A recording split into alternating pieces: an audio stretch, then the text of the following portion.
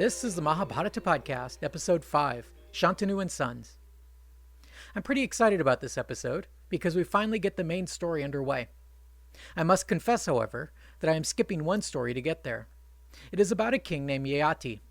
Yayati is the common ancestor of both Krishna and the Pandavas, so I'll use that as an excuse to save his story for when I get into Krishna's birth and childhood. Yayati's tale comes right after the story of Bharata, but actually takes place much earlier in time. I imagine that its role in the epic is mainly the same as that of the tale of Bharata. It tells us about one of the founding fathers of the dynasty.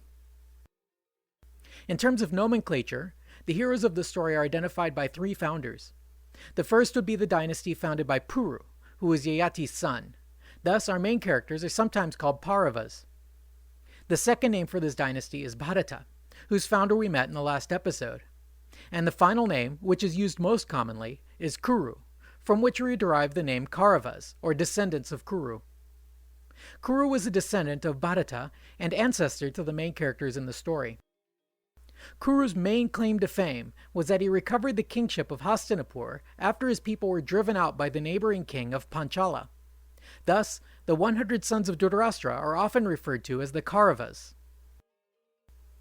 Before I get started with Shantanu, I would also like to comment on the last episode about King Dushanta, Shakuntala, and their son Bharata. It is strange that despite Bharata's significance, after all the book is named after him, he plays a very minor role in it. In fact, other than the vague description of him conquering the world, the only detail we get about him is this sordid little story about his birth and legitimacy. Now, I imagine most kings act like jerks on occasion, but Dushanta comes across as a real prick, and his son Bharata is just a cardboard cutout representing powerful kingship. One of the great things about this epic is that the main characters have real depth to them. You can examine their actions and motivations from many different angles and always come up with new vistas. This is definitely not the case with Bharata, and I find that surprising. In any case, the characters that really matter begin with Shantanu, his wife, and his sons, so now things are getting interesting. The Mahabharata always steps back to take a run at things, and the story of Shantanu is no exception. It actually starts before he was born, with his father Pratipa. Unlike the other kings we've seen so far, who were mostly compulsive hunters and warriors, King Pratipa lived like a monk or a yogi. He spent years by the bank of the river Ganges in prayer. One day, as he sat there, the goddess of the river assumed the form of a woman and sat on his lap, specifically his right thigh. The chaste king simply asked what she wanted. She replied that she desperately wanted to make love to him right then and there. She insisted that it was a man's dharma never to deny a woman who asked for his services. But this king was too pious for that. He pointed out that she had sat on his right leg, a spot reserved for one's children. Had she sat on his left leg, which was for lovers, then that would have been another matter. But alas, he could only consider her as his daughter, and to make love to her would be sinful. He suggested that she should instead hook up with his son.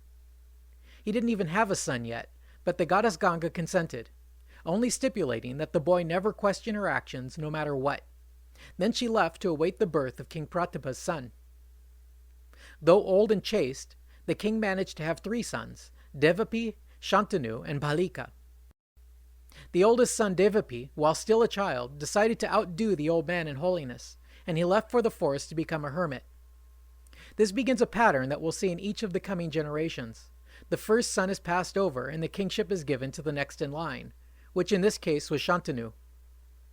As for Shantanu's younger brother Bhalika, little more is heard of him. There's a passing reference that he had helped his brother in warfare, but he must have died childless, because his descendants never intruded on the questions of inheritance that came later. Shantanu was truer to his caste than his father. He spent his time hunting instead of praying, and when he encountered a beautiful woman along the banks of the Ganges, he didn't even bother checking whether she had an acceptable pedigree. He wanted her now. This woman was, of course, the same goddess of the river, Ganga. She told him she would be his queen, but only on the condition that he never question her actions, never stop her, and never criticize her. The excited king immediately agreed to her terms, and the two of them entered a period of conjugal bliss. Things went swimmingly for the two of them until she became pregnant. The king was delighted when she gave birth to a fine son, but horrified when, as soon as she was able, she took the infant to the river and drowned him, saying, "I do you a favor," as the child gasped its last breath. Remembering the hasty oath he had sworn to her about keeping silent, he tacitly tolerated this act of infanticide. Amazingly, this pattern repeated itself 6 more times. His wife got pregnant, gave birth to a perfect son, and then drowned him in the river. Finally, Shantanu could take no more of this, and as she took the 8th child to the river, he broke down and stopped her before she could kill the boy. He violated every stipulation in their agreement. He asked her, "Who are you really? How could you commit this horrible crime yet again? Stop this, you evil woman." He even forcibly stopped her at the riverbank. The goddess turned to him and said, "You shall keep this 8th son." She then explained that these sons were the reincarnation of the 8 Vasus, who had been cursed to be born in human form. There are actually 2 versions of this story. The first version says that the 8 immortals, called the Vasus, had once accidentally disturbed a powerful holy man. This sage impulsively cursed them to live a life as mortal human beings. In order to mitigate the disaster as much as possible, they begged Ganga to take human form and give birth to them, and then to set them free immediately. Ganga argued that it would be cruel to the human father to take away all his sons so young. So the 8 Vasus consented to each leave a portion of themselves in the soul of the 8th child and leave him to live a full life. That version of the Vasu's curse was given as an aside during one of the lengthy genealogies. When we hear the full story of Shantanu and Ganga, her explanation is a little different. In this case, she tells Shantanu that the eldest of the 8 Vasus, named Dyaus, was enjoying the heavenly realms with his divine wife when they came across a fantastic cow. This was a really awesome cow, good-looking, nice tail, nice face, and full of milk. Dyaus's wife told him that she'd heard of this cow, and that a drink of its milk could grant one 10,000 years of life. She said, "You see, I have this friend, a mortal princess, who could really use a drink of this milk. Would you please bring me this cow so we could help her out?" Dyaus was truly smitten by this lovely woman, so he eagerly got his brothers together, and they did as she asked. Unfortunately, this cow was owned by the great rishi Vasishta, and this guy was pretty upset to find out his most excellent cow had been stolen. He had divine sight, and so he knew immediately who the culprits were, and he cursed them all to be born as mortals. The Vasus soon learned that they were in a lot of trouble, so they went to Vasishta to see if he might soften the blow. The sage relented slightly, saying that 7 of them would only be forced to live 1 year among us mortals, but that their ringleader, Dyaus, would be cursed to live a full term on earth. Vasishta predicted, "Dyaus shall live a long time in the world of men by his own will, but he shall bear no offspring. He shall become a law-abiding mortal, expert in all weapons, and devoted to his father, but he shall forsake the pleasure of women." The boy's name was Devavrata, but he is more famously known as Bhishma. As soon as she finished explaining her actions, Ganga disappeared, taking Bhishma with her, leaving Shantanu by the riverbank, astonished and aggrieved. An interesting aside here is that the god Dyaus is the Sanskrit version of the name Zeus. You can see that by this time in the Hindu pantheon, Zeus has really gotten a demotion. He used to be known as Indra's father, and his consort was Prithvi, who was the Earth Mother, and the 2 of them founded all of creation. But in this book, his wife is just a flighty nymph who's not even named. And as for Dyaus, he is sunk so low that some obscure rishi is able to curse him to life as a mortal. Of course, it's never safe to mess with Hindu sages. So the goddess Ganga and her son Bhishma both departed for the higher realms and left Shantanu to return to his regular pursuits, which was mostly hunting. This he did for many years, until one day, while hunting along the banks of the river, he saw the water level rapidly dropping. He looked further upstream and saw the river was blocked by a flurry of arrows. The archer was a divine-looking boy, who shot the arrows so quickly that he was somehow able to dam up the river and literally stop the flow. After a moment, Shantanu recognized the boy as his own. As soon as this thought occurred to him, the boy disappeared. Shantanu called out to Ganga, and she appeared before him with the boy. This is one of my favorite scenes in the Indian television series about the Mahabharata. The special effects are fantastically primitive. Made entirely out of modeling clay, the river is obviously no larger than a few gallons of water. If you're interested, you can watch this series with English subtitles on YouTube, but at 90 episodes, it is quite an endeavor to stick it out to the end. Now, I'm not quite sure the symbolic meaning of this incident. Why is the boy firing arrows into a manifestation of his own mother? Maybe it was only meant to be seen as a great feat of arms and nothing more, but it still strikes me as strangely symbolic of something, but I'm not sure what. Having been called out by Shantanu, Ganga delivered up the boy Bhishma. She told Shantanu that Bhishma had been fully trained in the Vedas, in government, and in warfare. He was a perfect Kshatriya prince. Shantanu brought the boy home with him, and of course everyone was delighted with this flawless heir to the throne of Hastinapur. What could possibly go wrong? It appears that young Bhishma just stepped right in and took over the reins of government for his father, who wasn't really interested in that kind of stuff anyway. All Shantanu really wanted was to get back to hunting as soon as possible. So, while Bhishma was slaving away at the reins of government, his father, the king, was out in the forest again. Sometime later, while out on the chase, he came across an indescribably sweet fragrance. He wandered around seeking the source of that aroma, and it drew him to the banks of the Yamuna River. There he met a girl who belonged to a local tribe of fishermen. She was as beautiful as a goddess, and her name was Satyavati.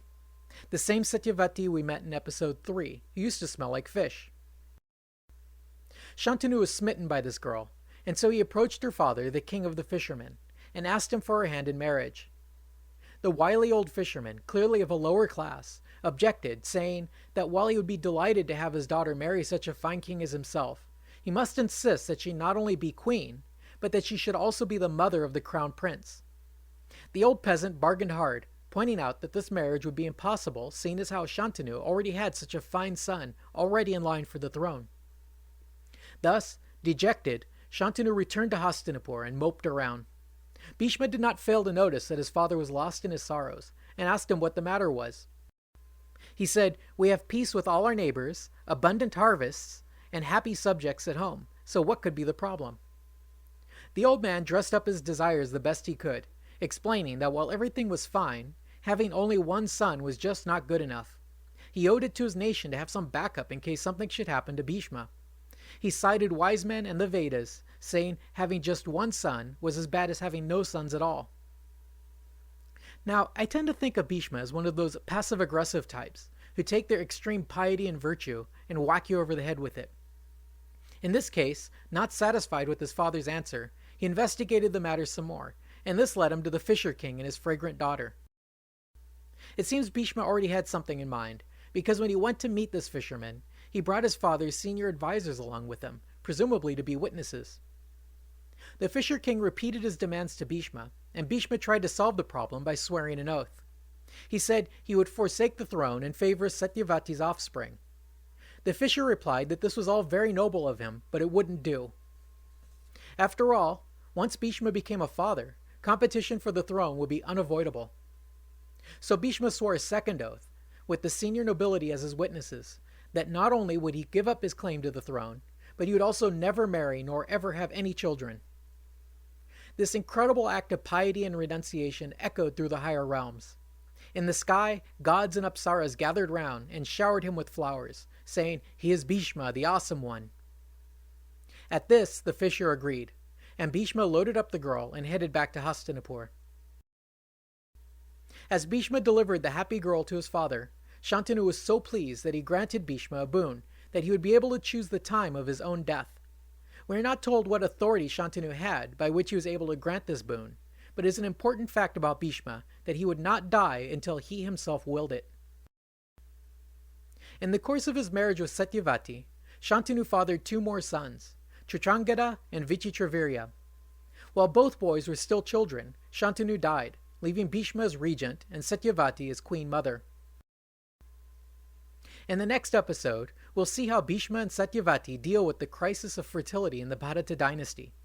It will become increasingly clear that Bhishma's extravagant act of filial piety will result in an unmitigated disaster for the Kuru dynasty. In fact, after we have reviewed the entire tale, you will look back and see that this one act, that seemed to be done purely out of selflessness and love, was precisely the decision that resulted in all the tragic destruction that would eventually follow. We shall see that it was a son's love for his father, and then a father's love for his son, that led directly to the brutal civil war and eventual decimation of the Kshatriya caste. Thanks for listening.